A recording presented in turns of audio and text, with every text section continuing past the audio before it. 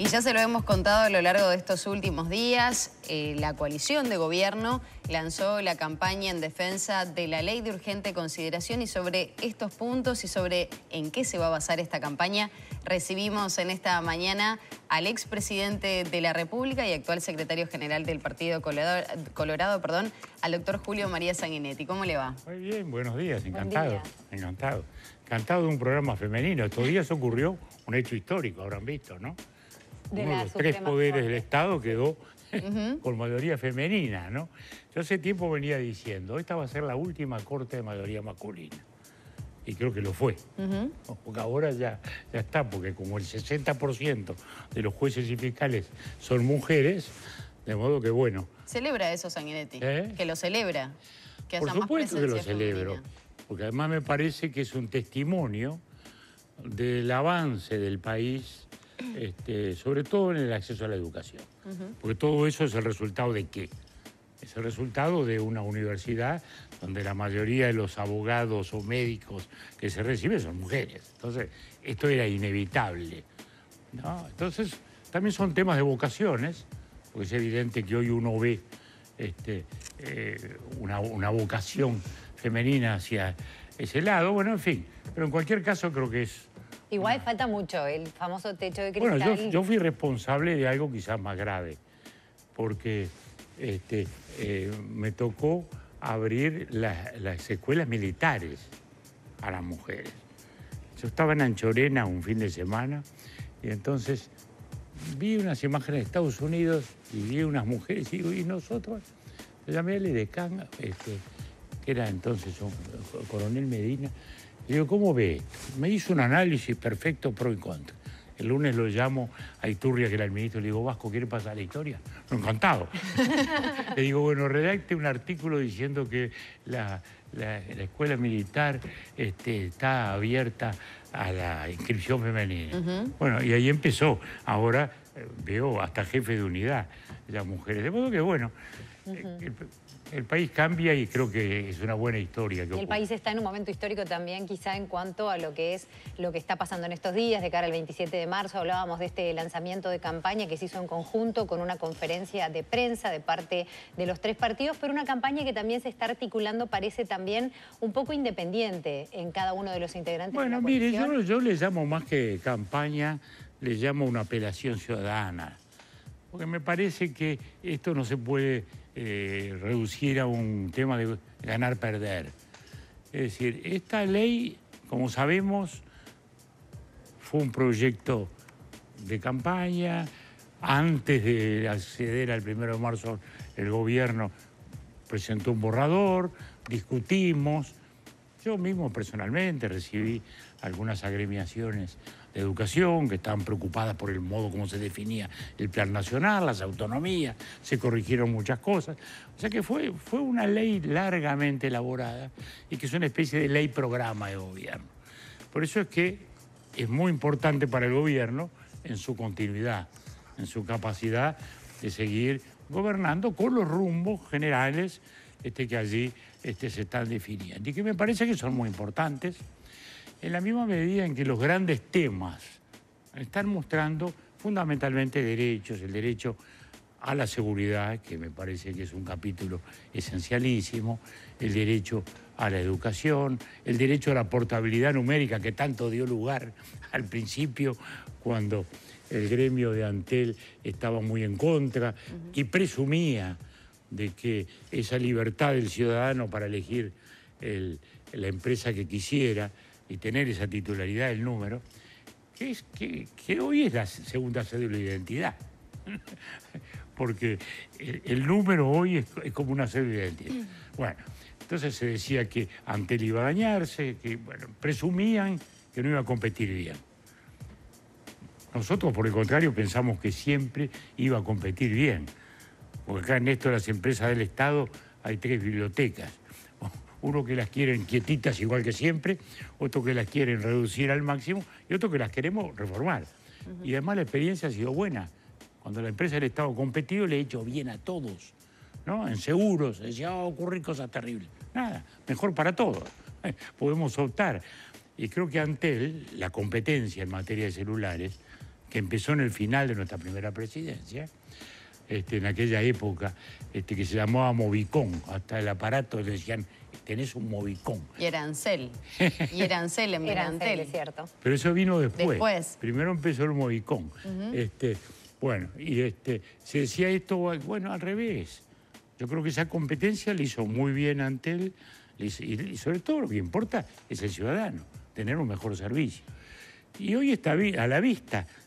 Ya este artículo de la LUC ya hizo efecto, porque el solo hecho que las compañías estén preocupadas, que Antel haya lanzado toda una campaña, que las otras empresas también, que están haciendo ofertas, bueno, mejor para el ciudadano, bueno, y bueno para Antel también. Lo que se señala desde el oficialismo y tal vez en este caso Sutel es que las empresas competidoras de Antel no han hecho esa campaña fuerte teniendo en cuenta que la ley todavía no está del todo firme de cara al referéndum del próximo 27 de marzo y por eso han evitado, bueno, lo que tiene que ver con esa inversión, ¿no?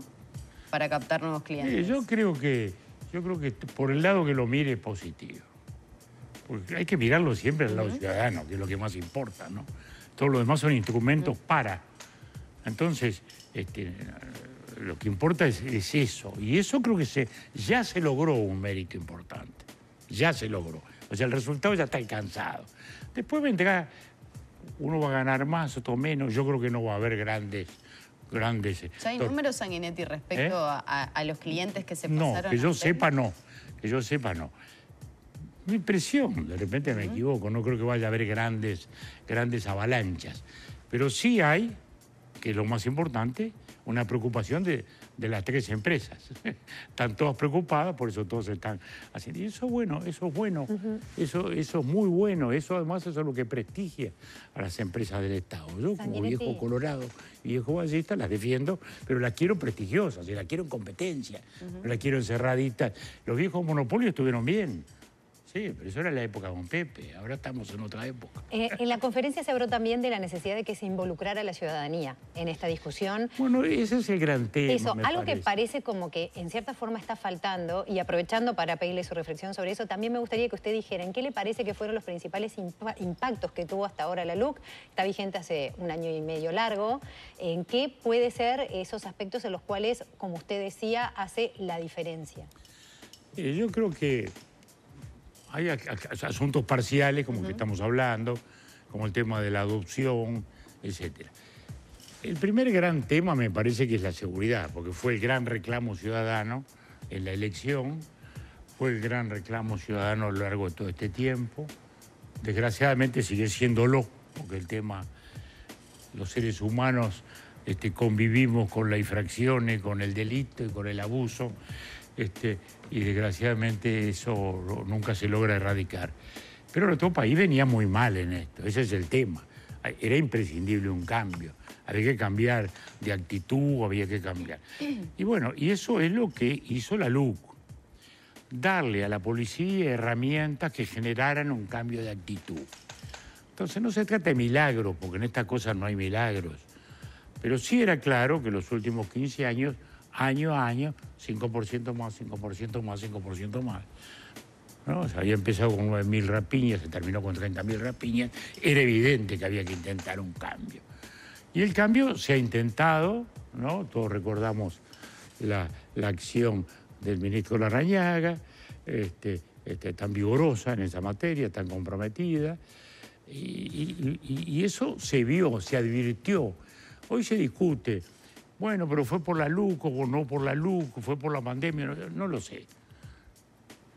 Nadie tiene la varita mágica exacta. Lo que sí está claro es que los delitos han bajado. Lo que sí está claro, me parece, es que la policía objetivamente tiene una actitud que le da mayor garantía. También el gobierno reconoció algunos excesos policiales.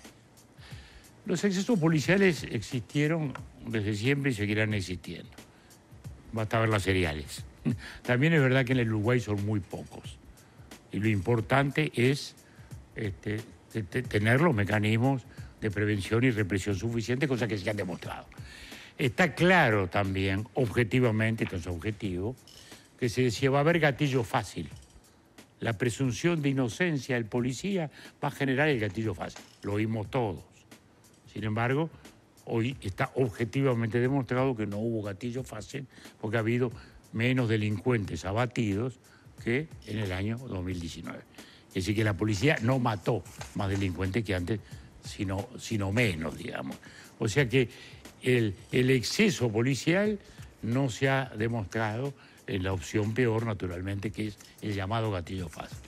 Pero además uno dice, presumir que el policía está actuando a nombre de la ley, salvo prueba en contrario, no es lógico. Era lógico que al juzgado, después de un tiroteo, entraran en igualdad de condición de indagados o de sospechosos el delincuente con el policía. Para mí nunca fue lógico. Siempre defendí que hay que presumir que el funcionario del Estado, en este caso un policía, puede ser un inspector municipal o puede ser un inspector fiscal, en principio hay que pensar que está actuando adentro de la ley.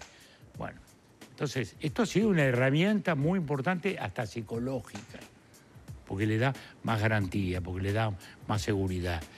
El hecho también de otras normas que hay en la LUC, ¿no? Por ejemplo, sancionar expresamente la resistencia física al arresto. Bueno, esto es malo. Bueno, es lógico, es elemental. Se decía, bueno, pero había el desacato. Sí, pero el desacato se había demostrado insuficiente. Entonces, cuando hay resistencia, tiene que haber una sanción. También pasó en casos puntuales, por ejemplo, en ocupaciones, que eso también ha sido bastante polémico, y más allá de que usted hablaba de que no fue gatillo fácil, pero hay otros matices, otros grises que son... Bueno, siempre los hay y los va a haber. Pero si uno mira, lo que importa es el balance, como en todas las cosas. Entonces, si tenemos menos gente muerta policía, si tenemos unos delitos en baja, estamos administrando una situación de mejoría. ¿Milagro? No.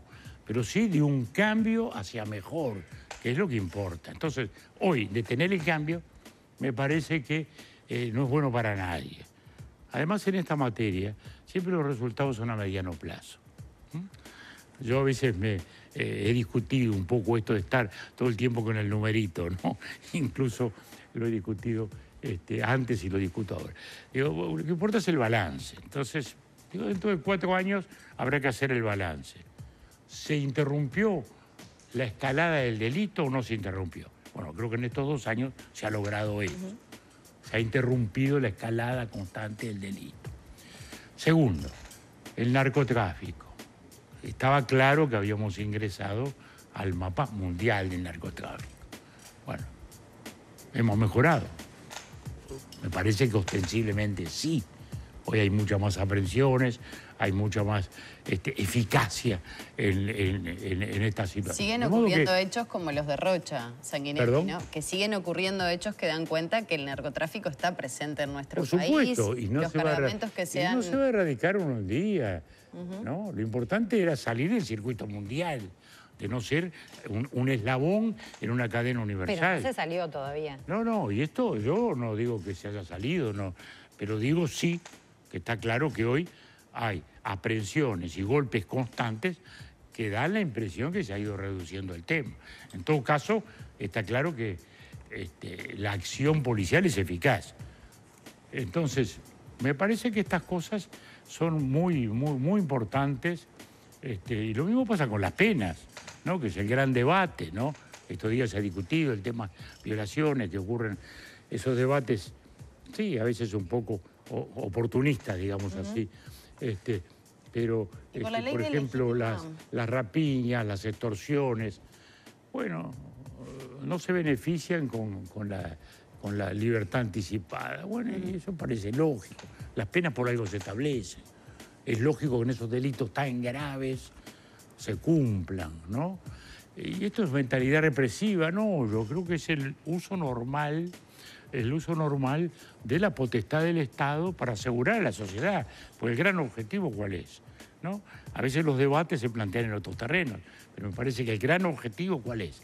Preservar a la sociedad para que las condiciones de seguridad sean las mayores. Y creo que en ese sentido no hay duda que estamos mejor, y creo que no hay duda de que si fuéramos atrás, derogando la ley, la policía caería en un desánimo. O sea, esto no es presumir intenciones, sino lo dice la policía de un modo u otro cada vez que ustedes las interrogan o los ven hablar. De modo que esto me parece un tema muy relevante porque era el tema número 1 en la campaña electoral. Hoy ya es menos no solo porque apareció la pandemia, sino porque también la gente siente que está mejor. Siente que este tema está mejor. Entonces deja de ser esa preocupación prioritaria.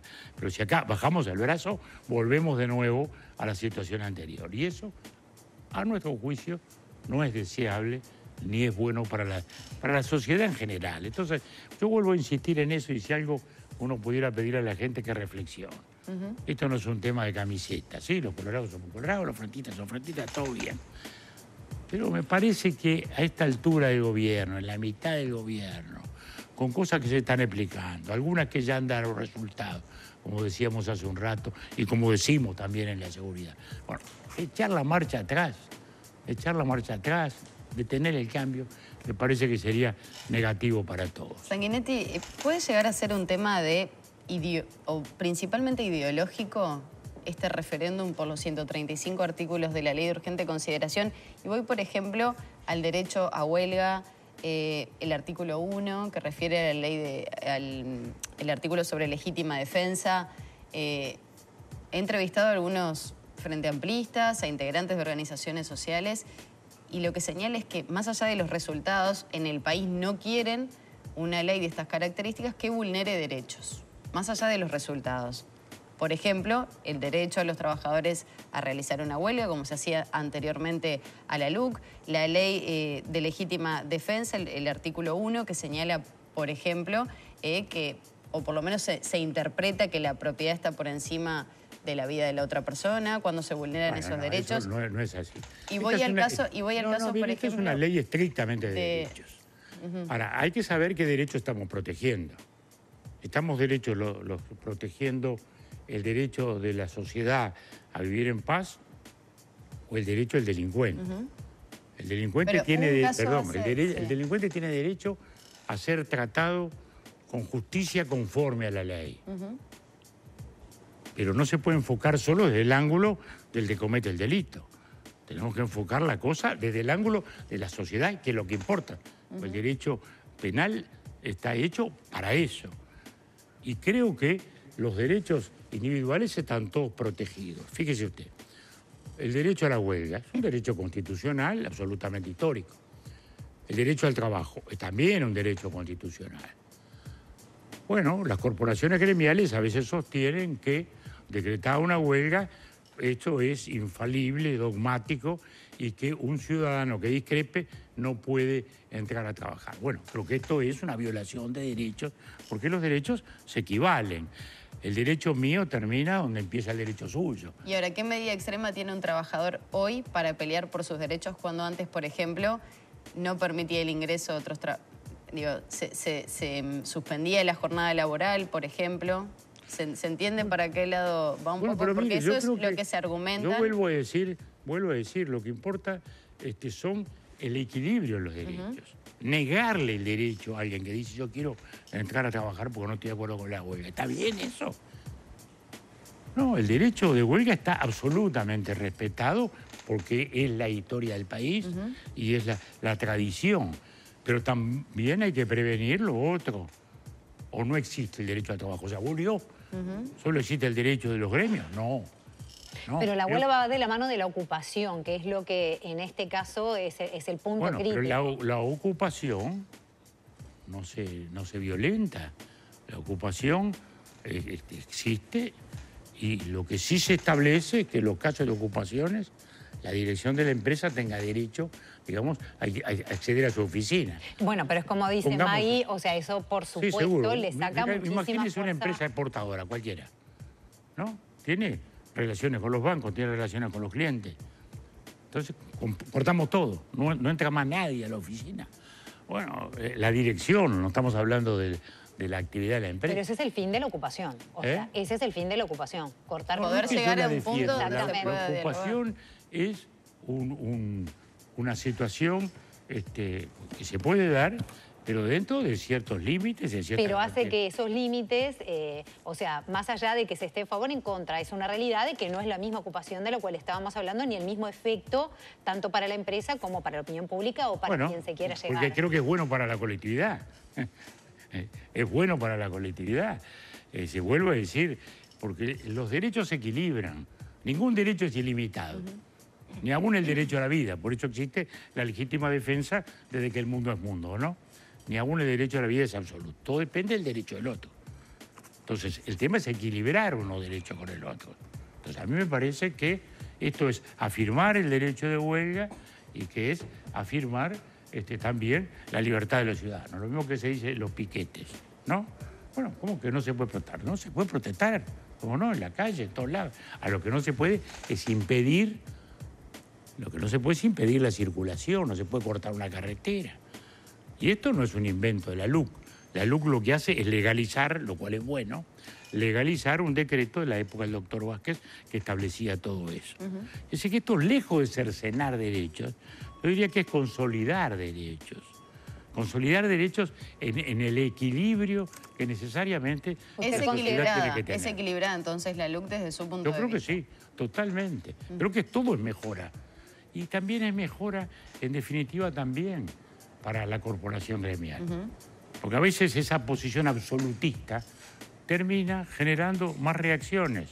Porque si alguien quiere ir a trabajar, déjalo que vaya a trabajar. Ahora, lo que esgrimen algunos sindicatos, por ejemplo, es no tenemos acceso a una mesa de diálogo, a poder dialogar con las autoridades, sea público o privadas.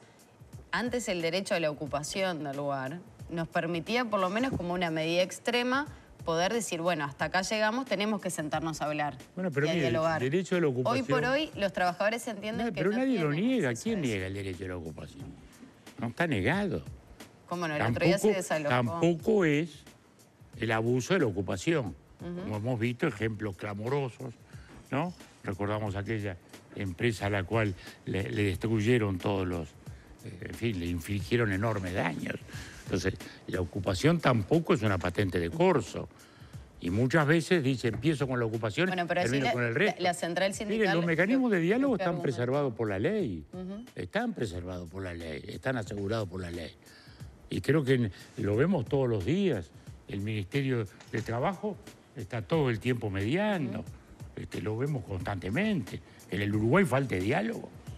Yo diría que todo lo contrario. También es evidente que las corporaciones gremiales en Uruguay son muy fuertes, ¿no? Son muy poderosas. Y ahí tenemos otro debate con las corporaciones gremiales, que es muy importante, es en el tema de educación. Bueno, es el otro gran tema en el que se plantea la base de la LUC. Sí, porque las corporaciones gremiales de educación creen, y lo dicen, de que pueden hacer acción proselitista, que pueden tomar de rehenes a los muchachos y hacer acción proselitista. No lo digo yo, lo dicen ellos. Lo dicen ellos. Porque estos días ha habido varias discusiones con relación a panfletos, a carteles, ese debate que hubo con aquellos profesores de San José, retratados adentro del liceo con los carteles, en contra, creo que en aquel momento era de aquel referéndum que planteaba el ministro Larrañaga. Bueno, y ellos dicen que tienen derecho a eso. Bueno, no tienen derecho a eso. Y esto es una de las tantas cosas que hay que rescatar en educación, ¿no? ¿Verdad? O sea, las corporaciones gremiales tienen derecho a voz y opinión, y lo tienen. Por eso están en el CODICEN, ¿no? El CODICEN son 5 miembros, 3 que se designan por la vía oficial, 2 que se designan por los votos de los profesores. Se eliminaron los consejeros, ¿no? En primaria, en secundaria, en UTU. Muy bien, entonces a eso voy. Que era la representatividad que tenían los trabajadores dentro de los... Me parece muy importante eso. A eso voy. Es decir, la voz gremial, es importante que se exprese en donde, bueno, en el órgano rector, el órgano general, donde se discuten los planes generales.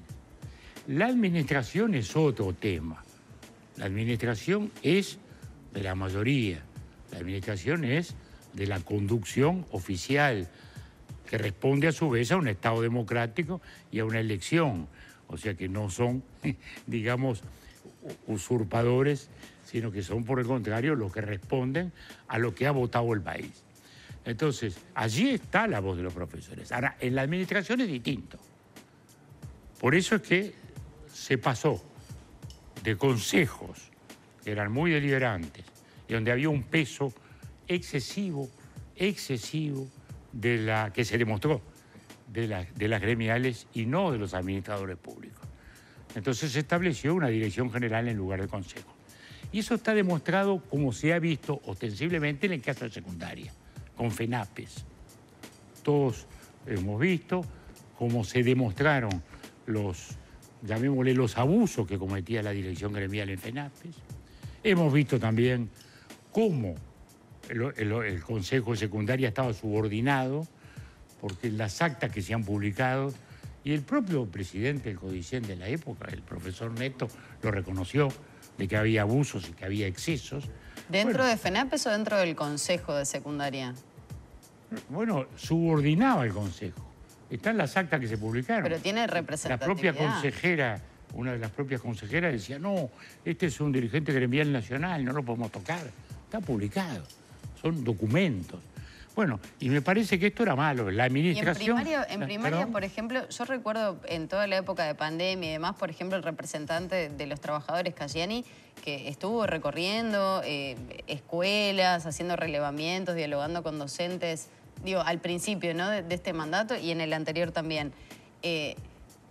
Por un dirigente que se entendió en esa administración, que tal vez era autoritario, se tenían que desmantelar los consejeros dentro de las Bueno, ¿qué quiere decir desmantelar? ¿Qué quiere decir la palabra? La representación de los trabajadores. No, pero que esa voz no debe estar ahí, a eso voy. Pero no es importante la voz de... Ahí no es importante, para nada es importante. Es importante la orientación general. Ahí sí, es muy importante. Ahí es muy importante porque son los planes, son los programas, son las estructuras curriculares, son la orientación. Ahora, la administración en la vida diaria se ha demostrado lo contrario. Vuelvo a decir, está demostrado en el caso de secundaria ostensiblemente,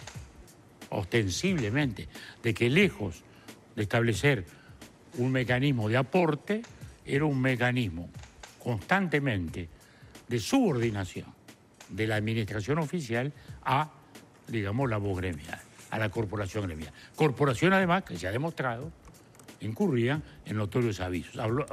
Hablo de secundaria, donde se ha demostrado.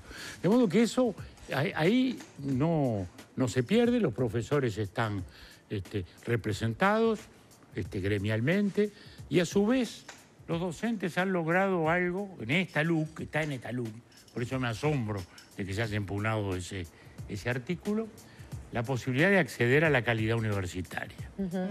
¿No? Bueno, este es un viejo reclamo histórico de la gente del IPA. Como ustedes saben, yo estoy casado con una vieja profesora del IPA, que no se enoje porque dije vieja. Por favor, que no se nos ofenda. Antigua profesora egresada del IPA en la época heroica, en que entraban 10 nada más. Fíjense, entraban 10 nada más. Así, tenía que concursar para entrar. Bueno, y yo mismo presenté, recuerdo en mis tiempos de parlamentario, más de una vez un proyecto que nunca cuajó para lograr ese estatus universitario. Claro. Y bueno, y esta ley habilita un procedimiento. Eso es profundamente progresista. O sea, no acierto a explicarme por qué se impugna también esta norma, ¿no? Entonces, me parece que en materia de educación, y después hay otra cosa que es fundamental. El único otro cambio también que se ha impugnado es el del Plan Nacional de Educación, que se decía, esto es avasallar las autonomías. No es avasallar las autonomías. ¿Qué país no tiene un plan nacional? Y a su vez, es preceptivo la intervención del CODICEN. Eso lo corregimos en el curso del debate, justamente, o de la elaboración de la ley. O sea que en materia de educación, a su vez, lo que se trata de lograr es ese equilibrio hacia la libertad de conciencia del educando, porque al final se trata de eso, ¿no? Se trata de tener una orientación general que venga del gobierno, para eso se eligen gobiernos, entre otras cosas para que tenga una orientación en materia de educación, y luego que haya una administración que refleje eso. Y creo que esto es bueno. Del mismo modo que también el artículo que refiere a la llamada laicidad se ha complementado diciendo que, digamos, se hará la exposición objetiva y plural de las diversas posiciones sobre los diversos temas históricos y conceptuales. Bueno, eso no está mal, eso está bien. La enseñanza debe tener esa pluralidad, que desgraciadamente no la tiene. Yo le digo, mire, hay textos que a mí me ponen los pelos de punta, ¿no? Nos quedan los últimos minutos. Queremos preguntarle si usted va a participar directamente en la campaña de cara al 27 de marzo, si va a recorrer... Yo estoy participando el primer día y me Pero parece... va a recorrer el país, va a ir puerta a puerta. Bueno, en algunos lados voy a ir, no voy a hacer el 19 capitales, no creo que lo vaya a hacer, como los ciclistas. Pero capaz que sí Montevideo, por ejemplo. Pues ya he estado en otros lados y lo que les quiero decir es esto. Si lo que es campaña es explicar, difundir y hablar, estoy desde el primer día. Desde el primer día estoy trabajando en esto, hablando, como estoy acá ahora. Porque creo que la mayor campaña es esta, decirle a la gente, mire, reflexione, piense. Este no es un tema de buenos contra malos, de malos contra buenos. Este es un programa de gobierno en el cual se reconocen derechos. No paren lo que está funcionando, lo que están dando. No le pongan marcha atrás a la seguridad, no le pongan marcha atrás a la policía, no le pongan marcha atrás a una educación que estamos de acuerdo en que venía mal, porque ese es el otro gran tema. Ustedes recogen los cuestionamientos que hay. Y yo digo, quienes cuestionan el programa de seguridad, quienes cuestionan las normas de educación, ¿hablan en nombre de un éxito? ¿Tienen la autoridad moral que les da decir, mire el éxito que había y ahora el riesgo que hay? No, hablan en nombre de fracasos notorios. Es decir, no digo yo, el fracaso en educación lo han reconocido las principales autoridades del frente. Recuerdo la frustración que tenía Astori, que decía, nunca pusimos más plata y nunca nos fue peor. Bueno, es decir, que no estamos hablando en nombre de éxito. Entonces, los que critican no es erigidos en exitosos que digan, mire, qué maravilla lo que había en seguridad y ahora se compromete. Qué maravilla lo que había en educación y ahora se compromete. No, lo contrario. Es decir, que son críticas que debemos matizar, respetar, como todos los cuestionamientos, pero también decir el cambio era necesario en territorios como este. Le quiero hacer una pregunta que ya sale del tema ley de urgente consideración y tiene que ver con su partido. ¿Hubo algún diálogo con Luis Almagro para que algún acercamiento? Él manifestó que, bueno, alguien ya lo había... No, he leído los trascendidos de prensa. ¿Pero hay interés del Partido Colorado en que se incorpore? No más que eso. Bueno, no hemos hablado con él ni él ha hablado con nosotros. Entonces, no sé. Bueno, en cualquier caso, el Partido Colorado es un partido abierto, de modo que todos aquellos que quieran contribuir a lo que representa y significa el Partido Colorado, el republicanismo laico histórico, bienvenido. Sanguinetti, muy amable por esta visita aquí en Arriba Gente. Pasó por aquí el expresidente de la República y actual secretario general del Partido Colorado, Julio María Sanguinetti.